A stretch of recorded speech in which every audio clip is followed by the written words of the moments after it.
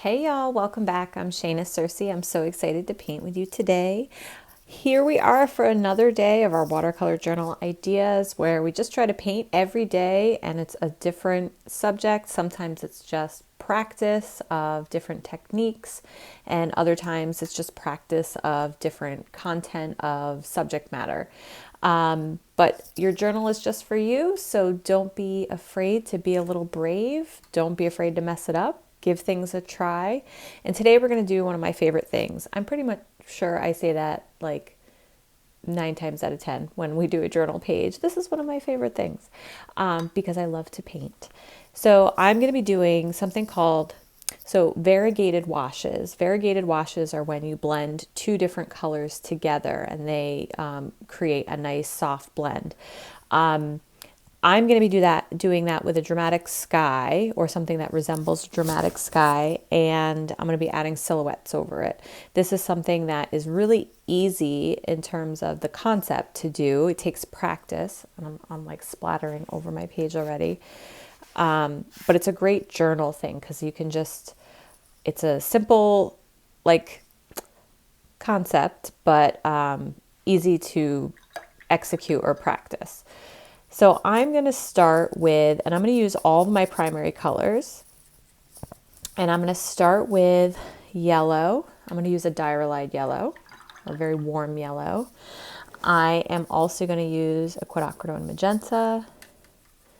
And I'm going to use a phthalo blue. And I'm going to use a lot of these colors, even more than I've already pulled out.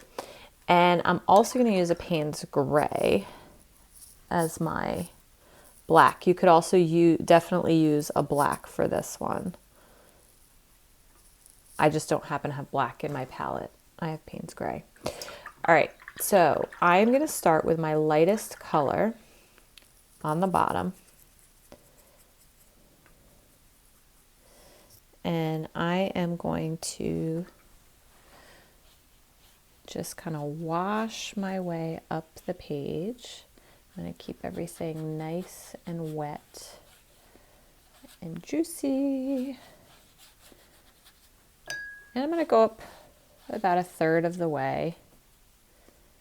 My yellow was a little dirty, I'm not going to lie. But that's okay. And then I'm going to take my quinacridone magenta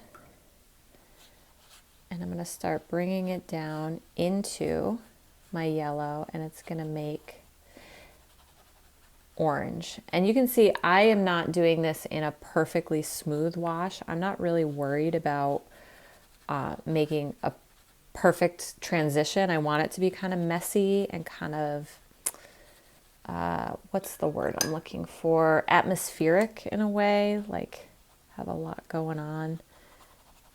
So you can see I'm like scrubbing with my brush because I'm trying to create some of that texture. And so I did my quinacridone magenta. See, I have a little bit of a harsh line there, and that's because I let it get too dry too quickly. So let's get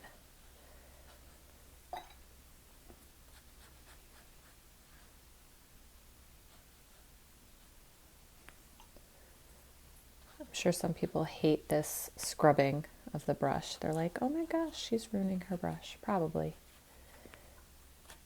I still love it. All right, let's get in some of this blue. And you'll see, don't worry, we'll get Payne's Gray in here. We get these beautiful blue purples in between.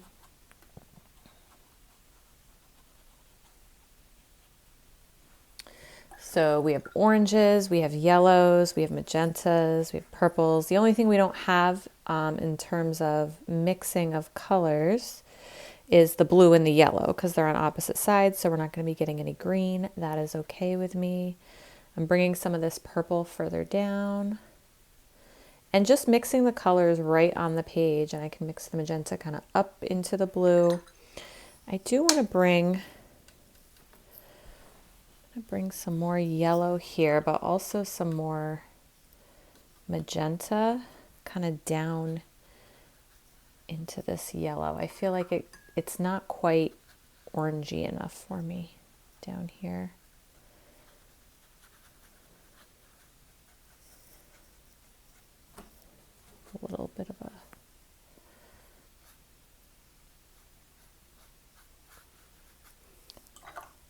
actually going to lift some color out of here to get some lighter areas. And you can even lift with your paper towel. And basically I'm just creating a really fun sky. I cheated, I mixed on I mixed on the palette here, but that's okay. It's not cheating if it's your painting and it's what you wanted to do. Just gonna blend this out a little bit.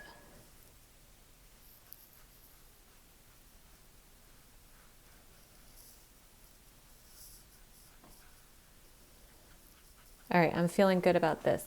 Looks so fun. It looks like it almost has a sense of acrylics or oils mixed together to me. The Payne's Gray, I am going to stick up at the top here. It's gonna look super dramatic. And I probably should have done this a little bit earlier. And I'm gonna take some of my blue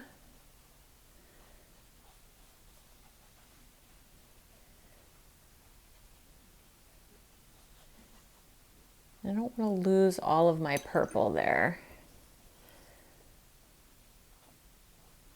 But I do want some of this darkness to come down.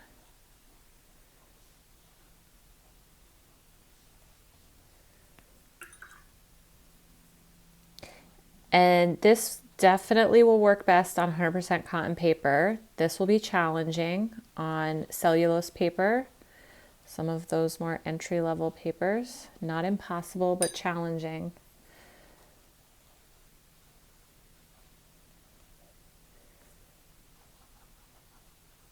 All right, we're gonna let this all dry. And then we're gonna put a beautiful silhouette over top of it. And then we're gonna put a little blue-proof white on it to give it some more contrast and really make those colors pop. So let it dry, go get your cup of coffee, or if it's the end of the night and you need to grab a glass of wine, take the dog for a walk, go read a chapter of a book, but let it dry, use your heat tool if you have one, and come back and we will do the second part. All right, we're back and I'm gonna add on silhouettes. So you can make silhouettes of anything. When you make a big, beautiful background like this with a really bright kind of gradient from the bottom to the top, there's so many different things you could put on the bottom for silhouettes. I'm gonna do something that's like reminiscent of kind of dandelions or kind of Seussical type flowers like Dr. Seuss Seussical. Just fun and whimsical. If you haven't noticed yet, but I love whimsy and charm and character. So let's start. I'm going to start with just some, and I've switched to, this is a size 2 liner. So my first brush, I probably should have said earlier, is a size 10 Velvet Touch. Just a round brush. And look what contrast does. This already looked bright, but then when you put something really dark onto something that is bright and light and you create contrast, it really makes the bright things start to glow.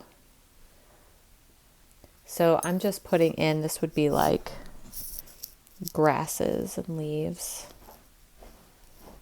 along the bottom.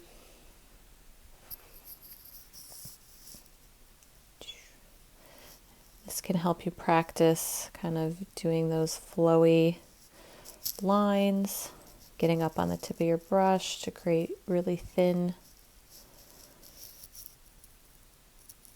Because you can do this with just a round brush. If you have a good round brush with a, you can do a larger brush that has a good tip on it.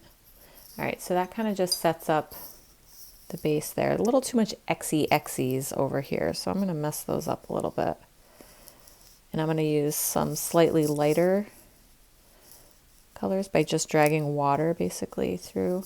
Okay, we'll get back to that. So I'm going to do basically a center. I've said basically about 1,000 times today. That's my little focal tick, I guess. And then from that, I'm just going to do lots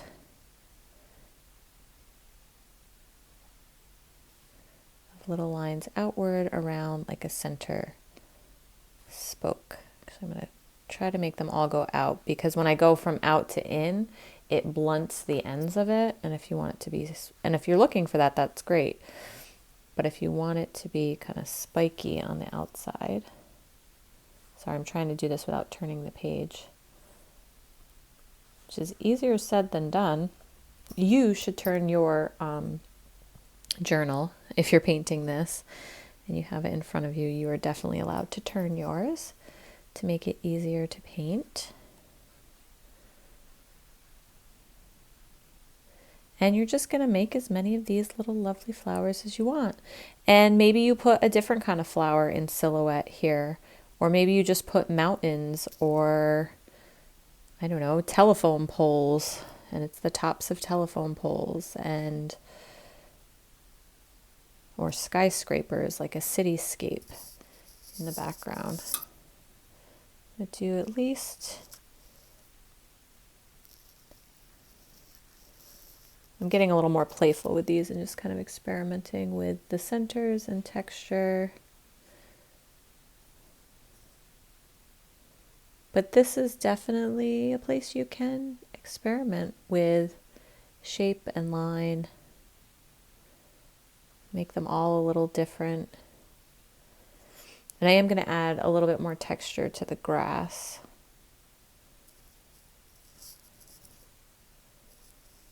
Because it's all a little uniform across, except for this little area here, which is a little globby.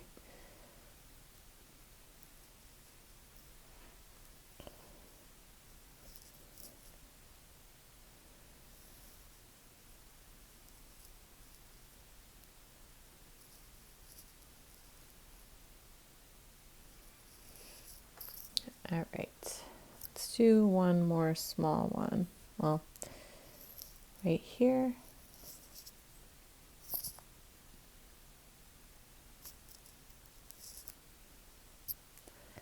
This one's looking a little wonky and it's not so small.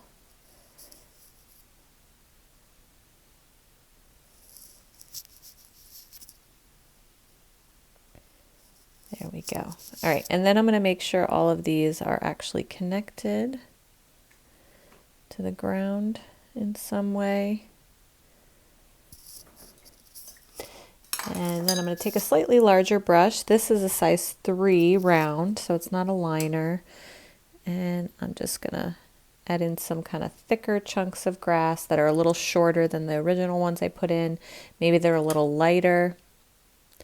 Just gives kind of a different texture. So it really looks like a thicket, like a thick jungle of various types of grasses and plants, and that's what it felt like it needed to me.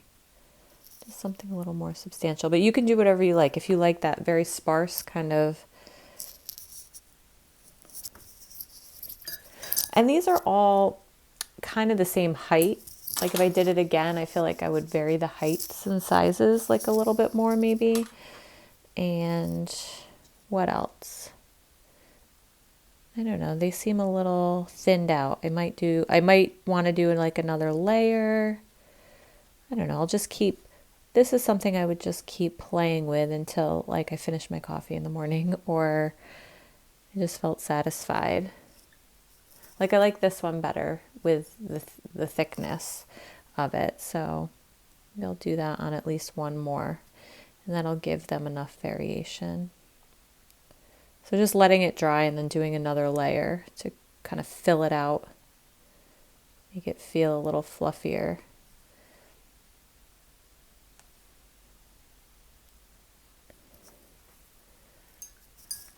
There we go. You could add leaves, silhouettes of leaves in there. But the best part about something like this is peeling off this tape. And then, we have to do one more thing. We're going to add bleed proof white. Hold on. All right, I'm back with some Dr. P.H. Martin's bleed proof white. That's what it looks like in the jar. There are other brands that are similar to this, and you can also use gouache, white gouache. It's a little bit different than the bleed proof white, but it's as close as you're going to get. I'm actually going to use a toothbrush for this, but you can definitely use a paintbrush and just kind of flick it on with a paintbrush. But I'm just going to use a toothbrush. I'm in the cap here, put a little bit of water on, and then I'm going to take my brush. And you have to not mind getting a little messy with this. I'm going to hold it kind of vertical to the paper, and I am just going to start to flick by pulling the bristles up. So I'm like going like this, and I'm pulling the bristles up, and it creates this beautiful kind of star field. Do you see that? And it shows up better on the darker parts towards the top. I should have covered up my flowers at the bottom, but I was so excited to show you. This is so fun. It adds this extra level of contrast that just makes those darker areas really kind of stand out and look really vibrant. But you can see I got a bunch of it on my little flowers. So it looks like it's snowing rather than a star field, but that's okay. So cover your flowers up before you do that part. And now I can carefully take off my tape and have these nice, beautiful, clean edges. Ta-da! Look at that. Isn't that so satisfying? I just love that wash in the background. It was pretty mindless, like just remembering to put primary next to primary and make a secondary in between. So yellow next to magenta, make a secondary orange in between, magenta next to blue, make the purple in between, and then you can put the black at the top. But it didn't have to be like I was just scrubbing it in and kind of mixing it on the page and making it work. I love doing something like that that's so simple but can have such a huge impact visually. So give it a try. Let me know. Don't forget to like and subscribe. Check out the description of this video for links to supplies and materials. And happy painting, y'all. Let me know what you think about this one. Take care.